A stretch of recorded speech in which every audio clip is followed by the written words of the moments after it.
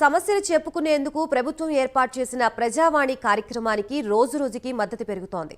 దాంతో తమ అర్జీలను తీసుకుని ప్రజావాణిని వినిపించడానికి ప్రగతి భవన్కి ప్రజలు క్యూ కట్టారు.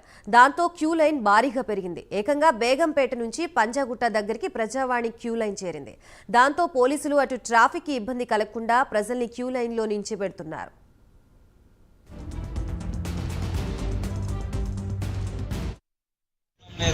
అదే చాలా సీఎంకి కలవాలికి వచ్చినాం. అదే సార్ లేడు చెప్తారు, మీటింగ్ ఉంది, చాలా చేస్తాం సార్. వేరే బడ్జెట్ రైతురెడ్డి పోయినా గింజలు పోయినా జాబ్ వచ్చేలేదు సార్. నీకు కలవాలని నీకే కష్టమైంది సార్. నీకు చాలా సహాయం చేస్తే నీకే సహాయం చేస్తాం సార్. ఓకే సార్, ప్రాబ్లం లేదు. అదే చాలా సీఎంకి కలవాలికి వచ్చినాం.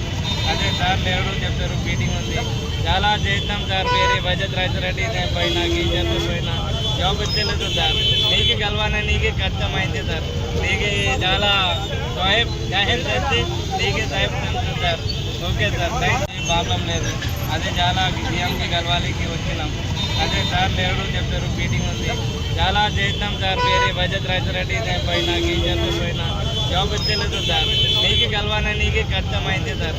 నీకు చాలా సహాయం చేస్తే నీకే సహాయం చేస్తాం సార్.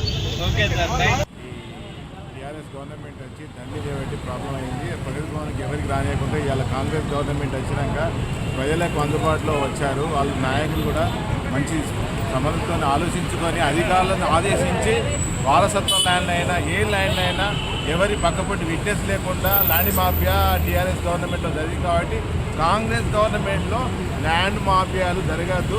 వారసత్వ ల్యాండ్ ఉన్నప్పుడు అక్కాచెల్ల సంతకమైన అన్నదమ్ముల సంతకమైన వారసత్వాలు తీసుకొని పనులు చేస్తే బాగుంటుంది. వాళ్ళ బతుకులు ఆగమకుండా కుటుంబాలను నాశనం చేసుకుంటాం. ల్యాండ్ మాఫియాలు దిగి వాళ్ళని ప్రలోభ పెట్టుకొని రిజిస్ట్రేషన్ చేసుకొని గుండా చేసుకొని ఒక గుండాయిజం చేసుకొని మనసులను ఆగమనం చేసుకుంటూ టెన్షన్లు తీసుకొచ్చి మానసిక ఒత్తిడి చేసి కుటుంబాలను నాశనం చేసిన టీఆర్ఎస్ గవర్నమెంట్లో ఇప్పుడైనా కాంగ్రెస్ నాయకులకు నేను విజ్ఞప్తి చేసేది ఏంటంటే ప్రతి సామాన్యుడికి ఇంత అవసరంతో ఒక పంజగుట్ట ప్రజా దర్బార్కి వచ్చినందుకు అందరికీ చేయాలి. ఒక నాకనే కాదు, ప్రతి ఒక్కరికి చేయాలి.